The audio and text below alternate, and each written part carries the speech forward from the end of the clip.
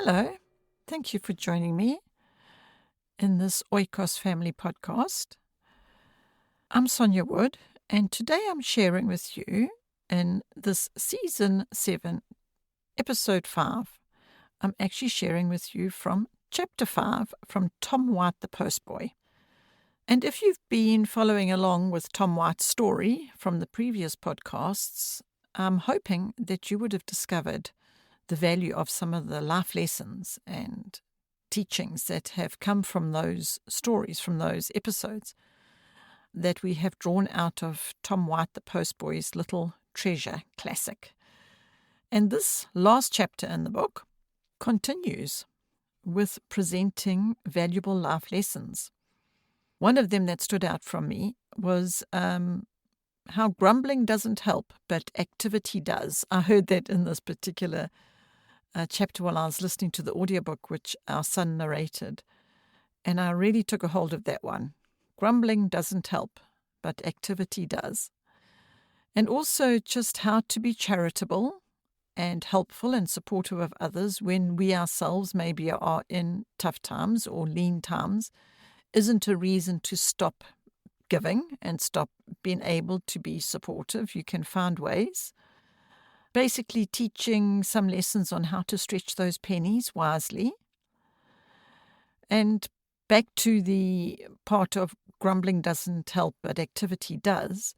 There were also lessons in this particular chapter about how being lazy doesn't help us get out of lean times and difficult times. We have to get up and do. So we have been doing these podcasts in the hopes that sharing all the little valuable lessons that come with them will drop some seeds of planting some morals and some ideas of characteristics which seem to have faded into the distance in these modern times. And on that, actually, there is a poem, a ballad, at the end of this chapter, which is very specifically for farmers. It's a farmer's ballad, let's call it. And again, it was written in the 1700s, so it might seem a bit outdated, but I still believe there are some very, very valuable lessons to be gained from this ballad. So thank you for listening to these podcasts. I hope that you have gained something great from them. I know I did in listening to the audiobook, and I hope sharing with them has been a good thing for you. And until our next season then, thank you for listening. And I hope you enjoy this last chapter of Tom White the Postboy. The Hard Winter. In the famous cold winter of the present year, 1795, it was edifying to see how patiently Farmer White bore that long and severe frost. Many of his sheep were frozen to death, but he thanked God that he still had many left. He continued to find indoor work, that his men might not be out of employment. The season being so bad, which some others pleaded as an excuse for turning off their workmen, he thought a fresh reason for keeping them. Mrs. White was so considerate that just at that time she lessened the number of her hogs, that she might have more whey and skim milk to assist poor families. Nay, I have known her live on boiled meat for a long while, together in a sickly season, because the pot liquor made such a supply of broth for the sick poor. As the spring came on, and things grew worse, she never had a cake, a pie, or a pudding in her house. Notwithstanding, she used to have plenty of these good things, and will again, I hope, when the present scarcity is over. Though she says she never will use such white flour again, even if it should come down to 5 shillings a bushel. All the parish now began to murmur. Farmer Jones was sure the frost had killed the wheat. Farmer Wilson said the rye would never come up. Brown, the maltster, insisted the barley was dead at the root. Butcher Jobbins said beef would be a shilling a pound. All declared there would not be a hop to brew with.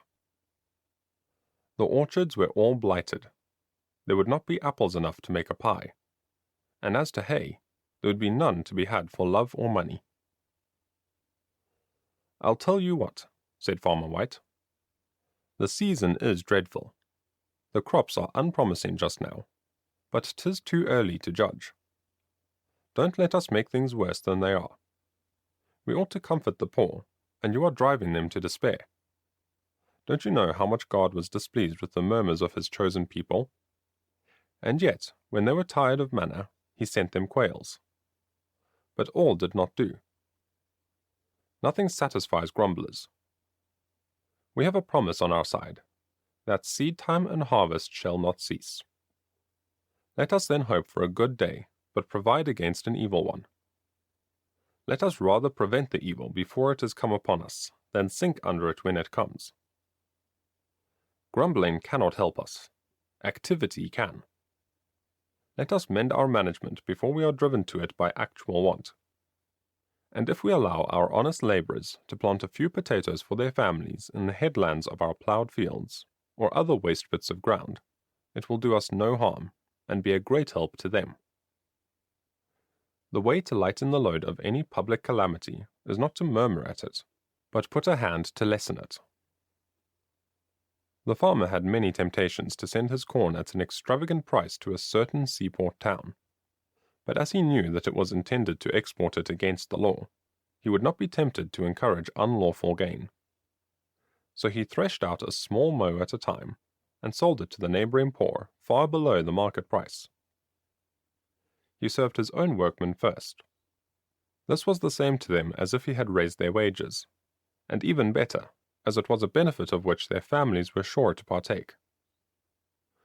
If the poor in the next parish were more distressed than his own, he sold to them at the same rate. For, said he, there is no distinction of parishes in heaven, and though charity begins at home, yet it ought not to end there. He had been used in good time now and then to catch a hare or a partridge, as he was qualified, but he now resolved to give up that pleasure. So he parted with a couple of spaniels he had, for he said he could not bear that his dogs should be eating the meat or the milk which so many men, women, and children wanted.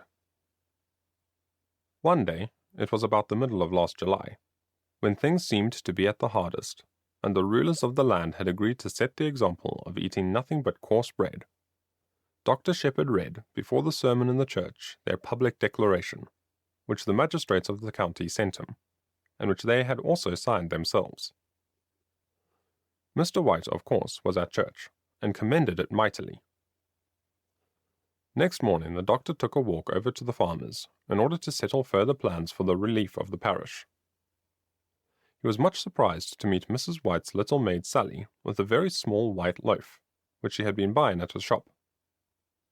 He said nothing to the girl, as he never thought it right to expose the faults of a mistress to her servant, but walked on, resolving to give Mrs. White a severe lecture for the first time in his life. He soon changed his mind, for on going into the kitchen, the first person he saw was Tom the thatcher, who had had a sad fall from a ladder. His arm, which was slipped out of his sleeve, was swelled in a frightful manner. Mrs. White was standing at the dresser making the little white loaf into a poultice, which she laid upon the swelling in a large, clean, old linen cloth. "I ask your pardon, my good Sarah," said the doctor. "I ought not, however appearances were against you, to have suspected that so humble and prudent a woman as you are would be led either to indulge any daintiness of your own, or to fly in the face of your betters, by eating white bread while they are eating brown. Whenever I come here, I see it is not needful to be rich in order to be charitable. A bountiful rich man would have sent Tom to a surgeon, who would have done no more for him than you have done. For in those inflammations, the most skilful surgeon would only apply a poultice. Your kindness in dressing the wound yourself will, I doubt not, perform the cure at the expense of that 3-penny loaf and a little hog's lard. And I will take care that Tom shall have a good supply of rice from the subscription." "And he shan't want for milk," said Mrs. White. "And was he the best lord in the land, in the state he is in, a dish of good rice and milk would be better for him than the richest meat." On the 10th day of August, the vestry held another meeting, to consult on the best method of further assisting the poor. The prospect of abundant crops now cheered every heart. Farmer White, who had a mind to be a little jocular with his desponding neighbours, said, "Well, neighbour Jones, all the wheat was killed, I suppose? The barley is all dead at the root." Farmer Jones looked sheepish, and said, "To be sure, the crops had turned out better than I thought." "Then," said Dr. Shepherd, "let us learn to trust to Providence another time. Let our experience of his past goodness strengthen our faith." Among other things, they agreed to subscribe for a large quantity of rice, which was to be sold out to the poor at a very low price, and Mrs. White was so kind as to undertake the trouble of selling it. After their day's work was over, all who wished to buy at these reduced rates were to come to the farm on the Tuesday evening. Dr. Shepherd dropped in at the same time, and when Mrs. White had done weighing her rice, the doctor spoke as follows. "My honest friends, it has pleased God, for some wise end, to visit this land with a scarcity to which we have been but little accustomed. There are some idle, evil-minded people who are on the watch for public distress, not that they may humble themselves under the mighty hand of God, which is the true use to be made of all troubles, but that they may benefit themselves by disturbing the public peace. These people, by riot and drunkenness, double the evil which they pretend to cure. Riot will complete our misfortunes, while peace, industry, and good management will go near to cure them. Bread, to be sure, is uncommonly dear. Among the various ways of making it cheaper, one is to reduce the quality of it, another to lessen the quantity we consume. If we cannot get enough of coarse wheaten bread, let us make it of other grain. Or let us mix 1/2 of potatoes and 1/2 of wheat. This last is what I eat in my own family. It is pleasant and wholesome. Our blessed Saviour ate barley bread, you know, as we are told in the last month's Sunday reading, which I hope you all heard, as I desired the master of the Sunday school to read it just after evening service, when I know many of the parents are apt to call in at the school. This is a good custom. My good woman, I truly feel for you at this time of scarcity, and I am going to show my good will as much by my advice as my subscription. It is my duty as your friend and minister to tell you that 1/2 of your present hardships is owing to bad management. I often meet your children without shoes and stockings, with great luncheons of the very whitest bread, and that 3 times a day. Half that quantity, and still less if it were coarse, put into a dish of good onion or leek porridge, would make them an excellent breakfast. Many too of the very poorest of you eat your bread hot from the oven. This makes the difference of 1 loaf in 5. I assure you, 'tis what I cannot afford to do.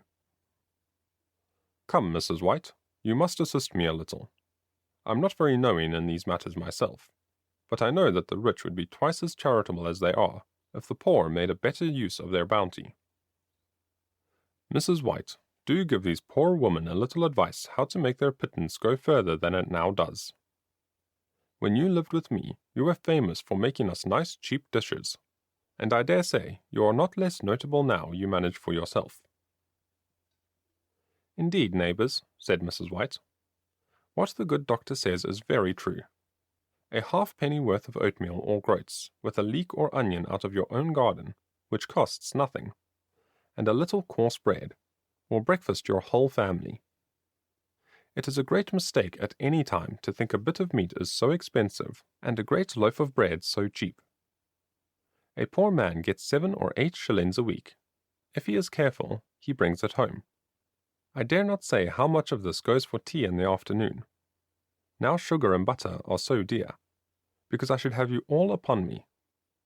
But I will say that too much of this little goes even for bread, from a mistaken notion that it is the hardest fare. This at all times, but particularly just now, is bad management. Dry peas, to be sure, have been very dear lately, but now they are plenty enough. I am certain, then, that if a shilling or 2 of the 7 or 8 was laid out for a bit of coarse beef, a sheep's head, or any such thing, it would be well bestowed. I would throw a couple of pounds of this into the pot, with 2 or 3 handfuls of grey peas, an onion, and a little pepper. Then I would throw in cabbage or turnip and carrot, or any garden stuff that was most plenty. Let it stew 2 or 3 hours, and it will make a dish fit for His Majesty. Mrs. White gave them other recipes and counsels for good management, which the doctor cordially commended, promising them his assistance. "I shall only add," said he, "that though it has pleased God to send us this visitation as a punishment, yet we may convert this short trial into a lasting blessing, if we all turn over a new leaf." Prosperity had made most of us careless.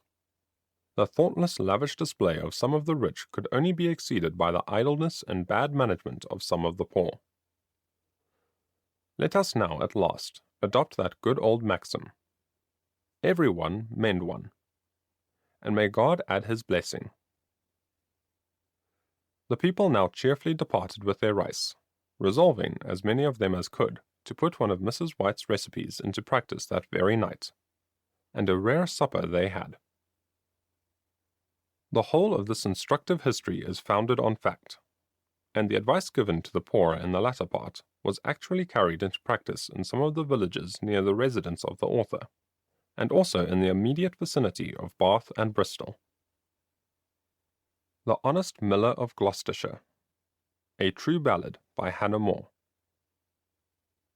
Of all the callings and the trades, which in our land abound, the miller's is as useful sure, as can on earth be found. The lord or squire of high degree is needful to the state, because he lets the land he owns, and farms both small and great. The farmer he manures the land, or else what corn would grow. The ploughman cuts the furrow deep, ere he begins to sow. And though no wealth he has except the labour of his hands, yet honest industry's as good as houses or as lands. The thresher he is useful to all who like to eat. Unless he winnowed well the corn, the chaff would spoil the wheat.